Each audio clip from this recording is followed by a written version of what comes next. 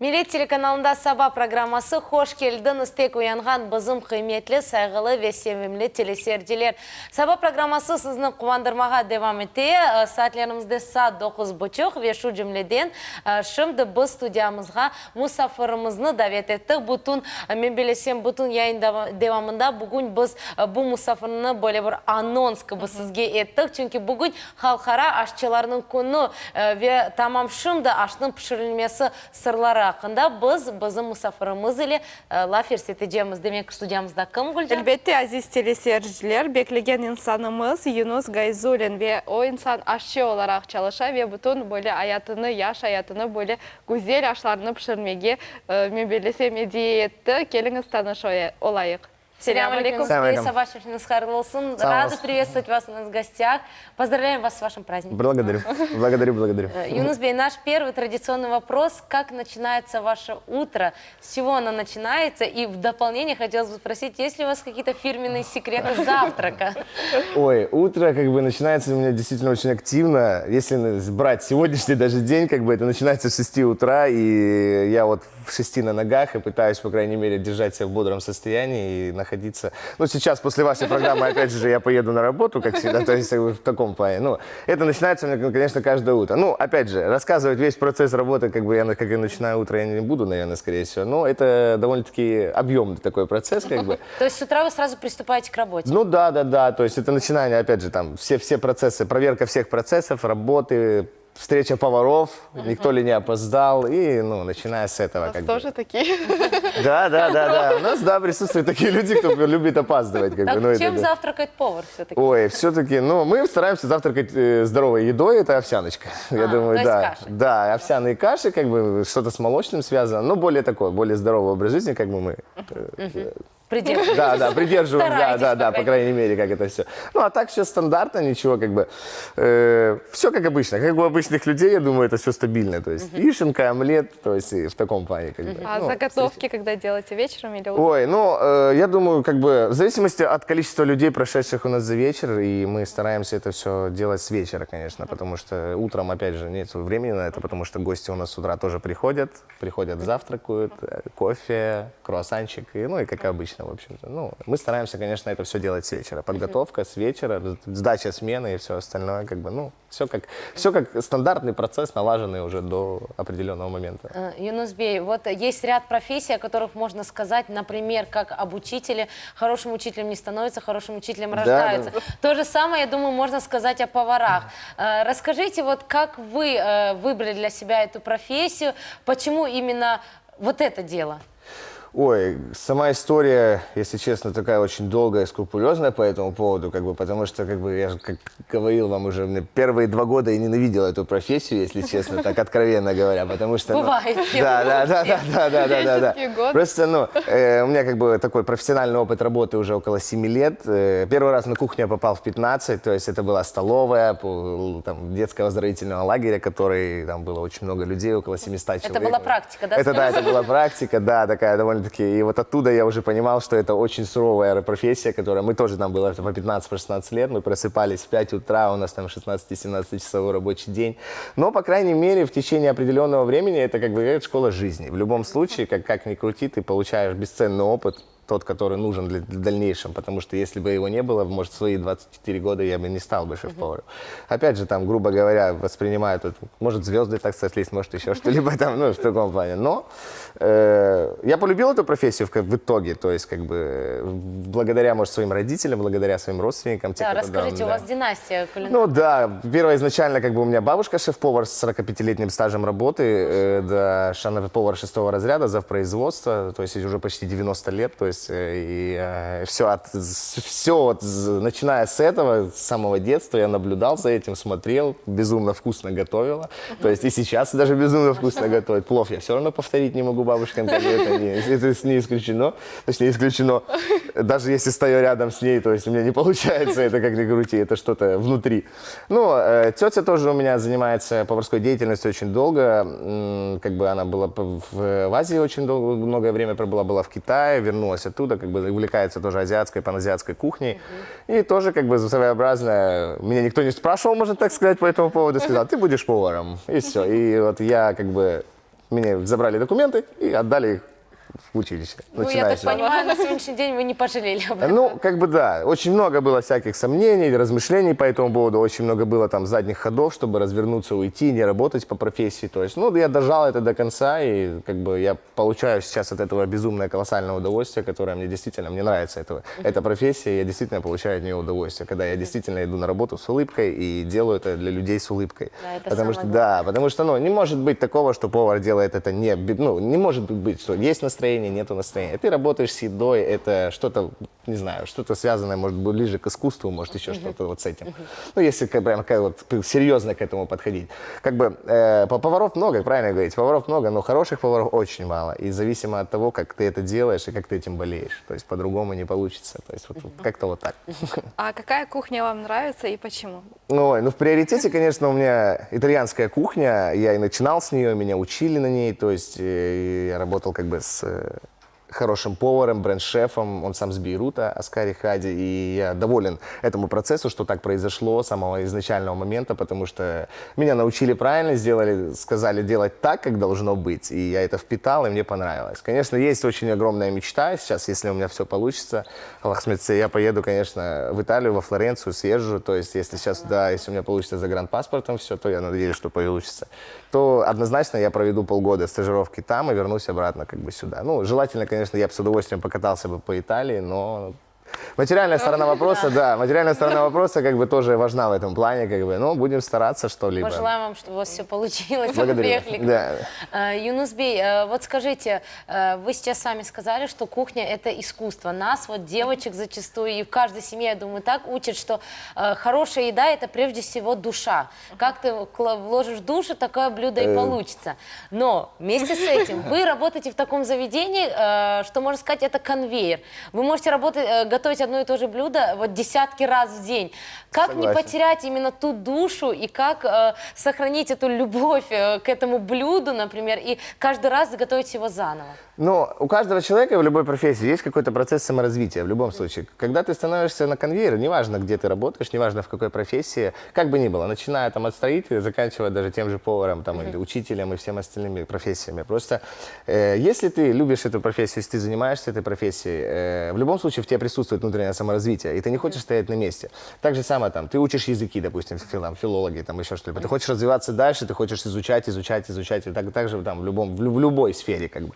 Ну, если человек конвейерный, он не активен, то есть движение, жизнь, не движение, все. Как бы, ну, в таком плане, потому что ты питаешься от этого. И опять же, если есть какое-то либо желание действительно развиваться, ты получишь какой-то результат от этого. Но пока что, если ты остановишься на одном месте, вот ты достиг определенного уровня, даже взять себя, ты достигаешь определенного уровня, здесь, по крайней мере, этого достаточно для Крыма сейчас, потому что есть какая-то востребованность, есть какая-то там известность, что-то еще что-либо вот в таком плане. И ты останавливаешься на этом. Но вот если ты это делаешь, то есть, ну, это все. То есть это край. То есть ты определенно уже не развиваешься. Если ты стремишься к чему-то, в любом случае есть развитие. Это не конец. Каждый день происходит что-то новое. Каждый день какие-то новые тенденции, каждый день что-то либо... Ну, все в мире развивается каждый день. И не бывает такого, что вот все, вот это закончилось и нету больше развития. Но черпание, опять же, черпаешь идеи, не знаю, свои идеи. Опять же, интернет, куча соцсетей. То есть, опять же, там, куча всяких, опять же, там, коллеги каких-то. То есть, А что вас вдохновляет? Может, у вас есть вдохновение? Ой, честно, я не знаю. Я даже вам не отвечу на этот вопрос, потому что это как-то происходит так. Я уже к этому как-то привык, и это может быть, опять же, тоже настроение. Бывает такое, действительно, как вы правильно говорите, это более, там, когда ты работаешь в заведении, это конвейерная более. Но опять же, ты просыпаешься с каким-то либо настроением, еще что-либо, и ты можешь делать. Ты знаешь, что тебе нужно это делать в любом случае, и это не обсуждается никаким образом. Но есть такие моменты, когда тебе хочется, это просто рвет тебя на тому, чтобы что-то придумать, что-то сделать, как бы, ну, сделать что-то интересное. Ну и вот в таком плане как-то это все получается. Я даже, если честно, не объясню, как это происходит. Да. Это как-то, ну так, это внутреннее состояние, которое, да, действительно, ты в настроении, ты хочешь творить, ты хочешь делать, ты хочешь заниматься, и вот как-то так. Бывали ли истории какие-то важные или, может быть, неординарные в вашем опыте? И что это было? Может, какой-то заказ или что-то там вызвали вас, или что-то... Посолили десерт, подсахарили супчик. Не бывало такого? Ой, таких историй, если честно, очень море. Я даже, если честно, из контекста не вырву такую историю, которую, да, вот прям вот, ну, если сравнивать, ну, их было море, честно, таких очень вот за количество работы, ну, количество этого времени работы, сколько я работаю, ну, их действительно было. Я даже, честно, я даже вам так и не скажу, как это, потому что каждая ситуация, это производство, и мы общаемся, это коллектив, это официанты, это не только повара, как бы, это ресторанный бизнес, в котором задействовано очень много людей, которые тоже работают, и без этого механизма в любом случае ничего не будет происходить. Работает кухня одна, она не сможет работать без зала, то есть, опять же, работает бармен, они не смогут работать без зала, опять же, то есть это такой механизм, это как бы мини-семья, то есть ты в любом случае после определенного количества времени понимаешь, что это действительно семья, в любом случае. Ты каждый день приходишь на работу, ты видишь этих людей, и куча ситуаций было, я честно даже не скажу, вот какая ситуация такая была. Тоже Но было много. Да, их было очень много с приготовлением, с таким как бы понятием, как запара на кухне. А было, что какой-то нечаянно продукт положили, раз новое блюдо появилось? Бывало и такое, да. Бывало какие-то новые специи, ингредиенты. Опять же, ты незначай это все делал, и получается так, что люди как бы, ну, оценили. Вау, да, класс, Всё круто, пробуете? да. Ну, обязательно, да, в любом случае. То есть, ну, это как бы работа обязательная, когда ты стоишь, если правильно налаженный процесс, то через шефа должно уходить все в зал, то есть в любом случае. Начиная от декора, заканчивая вкусовыми качествами, органолептическими качествами блюда, то есть вкус, цвет, запах, консистенция, и это должно быть на уровне. Потому что люди как бы тратят на это деньги, когда вы приходите, опять же, либо в заведение куда-то, либо неважно куда, ресторан, это кафе, там, клуб, еще. Вы хотите получить свое качество, то, которое вы потратили деньги, и вы хотите получить за свои деньги то, что вы хотите увидеть, там, не знаю, то, что вам предложили. Ну, у нас, в частности, иногда происходит по-другому, если честно. Меня это больше всего раздражает, потому что люди платят деньги и получают не то, что хотят. И, ну, не очень приятное ощущение, потому что немножко, ну, вот в Крыму как бы сервис вот в этом плане, он у нас немножко хромает. Есть определенные, я не говорю, что вот в общем это вот все так плохо, но есть определенные моменты, которые действительно, ну, заставляют раздражаться. Вот, есть чему стремиться. Да, есть чему развиваться, нету того сервиса. Вот, допустим, даже взять Европу, недалеко ходя, там даже, грубо говоря, ну, это уровень очень колоссальный, разница в уровне очень колоссальная, и как бы стоит к этому идти, потому что как бы мы здесь развиваемся, теперь мы как бы другое государство, и в любом случае как бы мы хотим здесь жить, получать там прибыль какую-то, в любом случае там, бизнес, малый бизнес, еще что-либо, ну, с этим связано. Ну, конкуренции, конечно, на сегодняшний день очень много, и если ты не будешь делать хорошо, то ты... То есть найдется тот, кто сделает лучше, да, и как бы ты на этом все закончишь. Юнусбей, вот что касается нашего народа. У нашего народа очень богатая культура, и в частности кухня является неотъемлемой частью нашего народа. У нас народ готовящий, скажем так, который любит готовить, который готовит вкусно. Среди ваших коллег наверняка есть наши соотечественники, конечно, друзья. да. По вашему мнению, играет ли доля крымско-татарского менталитета именно на кухне? Вот эта любовь к еде, это стремление готовить, возможно, нас что-то отделяет от других национальностей, отличает. И замечали ли вы что-то такое? Это, конечно, присутствует в любом случае. Те люди, опять же, кого приучали, как бы в любом случае каждого из нас, мусульманина, крымского татарина, приучали к тому, что там с детства ты должен что-либо уметь делать своими руками, готовить еще что-либо. Да. Это однозначно. И это в любом случае играет огромную роль, потому что, как ни крути, в любой ситуации, когда происходит так, да, вот у меня работают со мной очень там в подчинении у меня ребята, то есть тоже, да, крымские татары, девочки, то есть есть все как бы, и, ну да, действительно, это очень важную роль играет вот в таком плане. Опять же, воспитание с самого детства, еще что-либо. Но, опять же, с одной стороны да, с другой стороны нет, потому что как бы все приходит на опыте, все приходит в течение работы, опять же, в практике, то есть в любом случае. Что касаемо нашей кухни, сейчас у нас как бы никто не развивает ее. Это очень, конечно, печально на самом-то деле, но я думаю, что в любом случае это будет происходить, как ни крути, потому что мы не стоим на месте, и все идет вперед. Ну, а ситуация такова, что у нас как бы больше классика, как бы в каждой семье, каждый знает, да, чебуреки, плов, манты, каждый знает, как это делается, и это вкусно, и люди это кушают, потому что это действительно вкусно. Как ни крути, это однозначно вкусно, то есть, да, это не обсуждается. Даже вкуснее, чем многое. Да, чем много, я даже отрицать этого не буду. Я сам кушаю так у ребят, своих знакомых, то есть это классно. То есть, но то, что нету развития, опять же, никто не вкладывает в это деньги. все как бы хотят вложить деньги в то, что от чего получают прибыль. Опять же. У нас более, как бы, когда развивают нашу кухню, у нас более становится более семейным бизнесом, то есть такой, то есть родственники, еще кто-либо, то есть и все, ну, и на определенный контингент людей. А, допустим, вот что-то в плане ресторанного бизнеса, вот развития на уровне хорошем, то есть на данный момент пока что этого нет, но я думаю, все равно со временем это будет развиваться, потому что это не стоит на месте, как бы есть какие-то результаты, которые идут вперед. Сейчас вот даже вот общаясь с людьми, есть с ребятами, то есть, но в любом случае, я думаю, что в ближайшие годы это в любом случае что-то будет интересное, что я думаю, даже мы что-то придумаем. Да, вы обязательно да. несете свою лепту, я Мы уверена. в любом случае что-то придумаем интересное такого, что не будет здесь, в Крыму, нигде, и я думаю, это однозначно найдется тот человек, кто оценит это, то есть, и найдутся те люди. Да. Есть ли у вас свободное время и чем вы занимаетесь? Ой. Готовите ли вы? Хобби, возможно, да, либо готовить. Да, как бы, если честно, ну, на данный момент времени совсем не хватает. Это такое, как бы, сейчас тоже, опять же, это свои личные какие-то проблемы, дела, там, права, там, все, то есть такое, как бы, но, опять же, там, ну, хватает времени следить за собой, ходить в зал, там, еще что-либо, но это, на этом все заканчивается, потому что это в любом случае 12-13 часов на работе, это огромная ответственность, на тебе там 12-13 человек персонала, то есть, за которыми надо следить, смотреть, то есть, опять же, хранение продуктов и всего остального, то есть, ну, максимально хватает времени только на это, то есть, как бы...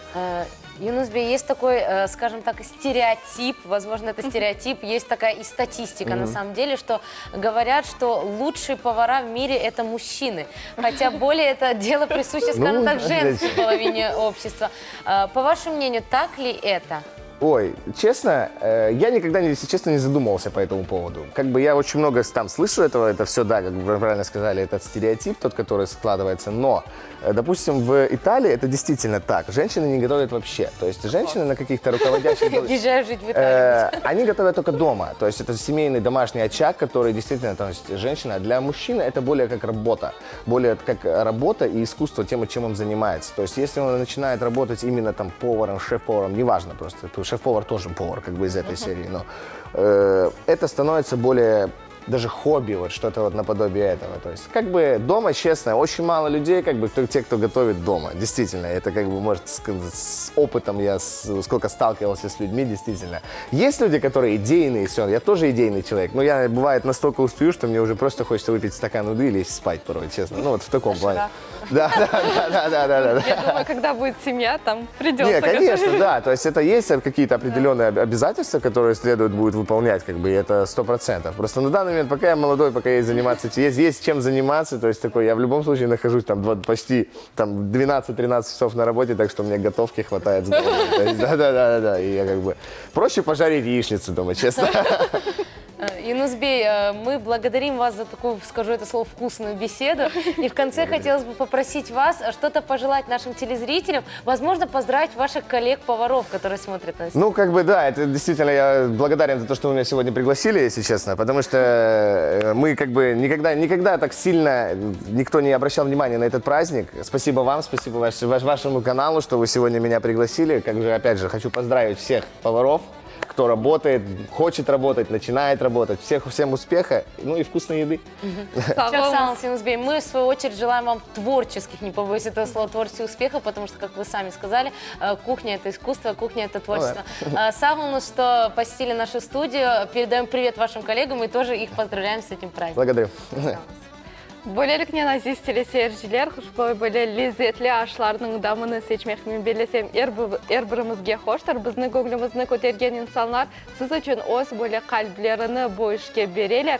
Әлбетте, азиз телесерджілер, милет телеканалы ос ішіні девам ете. Эфирде саба программасы енді небетте біздің динімізде нелер бізге ярдым ете. Бұақта біздің райымы жамыз тafsilatlыca hikaye етежек. Buyurunuz.